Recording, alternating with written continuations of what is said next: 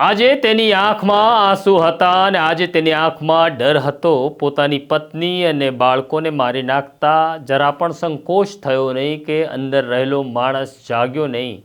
પણ જ્યારે ભાવનગરના એસીએફ શૈલેષ ખાંભલાને અદાલતમાં રજૂ કરી અદાલતે પૂછ્યું કે નાર્કો ટેસ્ટ માટે તૈયાર છો, ત્યારે શૈલેષ ખાંભલાએ પોક મૂકી અને કહ્યું કે આ પોલીસ મને ટોર્ચર કરી રહી છે, આ પોલીસ મારું એન્કાઉન્ટર કરવાની છે।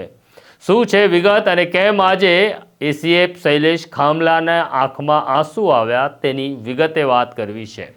વૈષ્ણવજન તો તેને કહીએ જે પીડ પરાઈ જાનાને રે।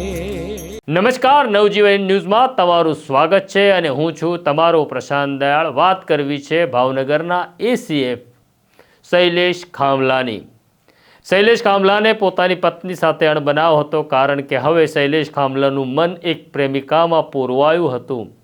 શૈલેષ ખાંભલા પોતાની પત્નીને છોડી શકતા હતા, પરંતુ શૈલેષ ખાંભલાએ પ્રેમિકાને પામવા માટે પોતાની પત્ની અને 2 બાળકોને દિવાળીના તહેવાર દરમિયાન તેમની હત્યા કરી નાખીને ઘર પાસે ખાડો ખોદી તેમાં દાટી દીધા।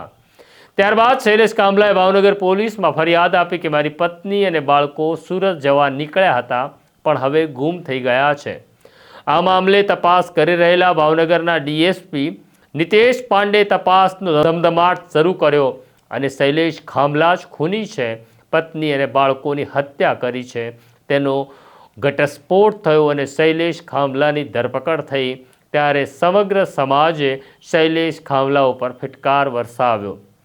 શૈલેષ ખાંભલાની તપાસ દરમિયાન પોલીસ એવું માની રહ્યું છે કે હજી પણ શૈલેષ ખાંભલા કંઈક છુપાવી રહ્યો છે અને માટે જ ભાવનગરની પોલીસે ભાવનગરની અદાલતની અંદર એક અરજી કરી અને કહ્યું, અમે શૈલેષ ખાંભલાનો નાર્કો ટેસ્ટ કરાવવા માગીએ છીએ। કાયદાની જોગવાઈ પ્રમાણે આરોપીનો નાર્કો ટેસ્ટ કરવો હોય તો આરોપીએ મંજૂરી આપવી અનિવાર્ય છે।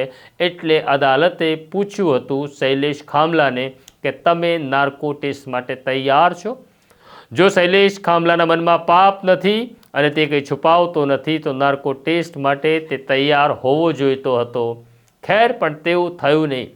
ભાવનગરની અદાલતમાં જ્યારે શૈલેષ ખાંભલાને પોલીસે રજૂ કર્યો અને અદાલતે પૂછ્યું કે નાર્કો ટેસ્ટ માટે તૈયાર છો, તો પહેલાં શૈલેષ ખાંભલાએ માથું હલાવી ના પાડી અને પછી શબ્દો દ્વારા ના પાડતા પોક મૂકી અને કહ્યું, સાહેબ, પોલીસે મને ટોર્ચર કર્યો છે।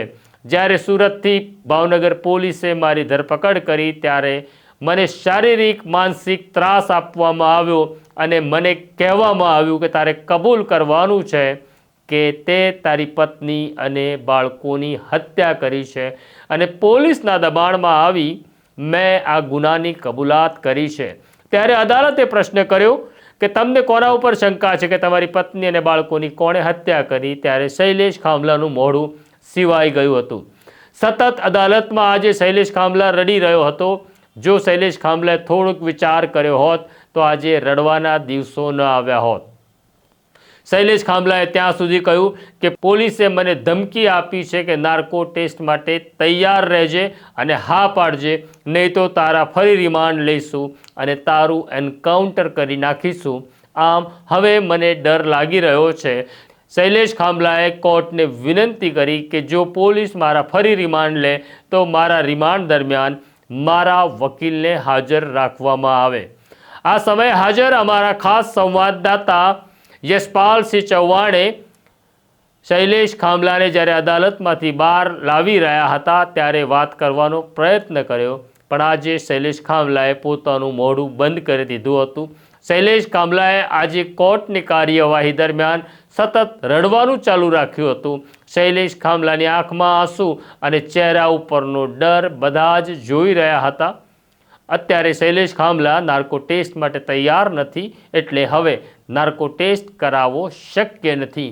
પણ આ પ્રકારની સ્ટોરી નવજીવન ન્યૂઝ ઉપર તમે જોતા રહો માટે અમારું બેલ આઇકોન દબાવો।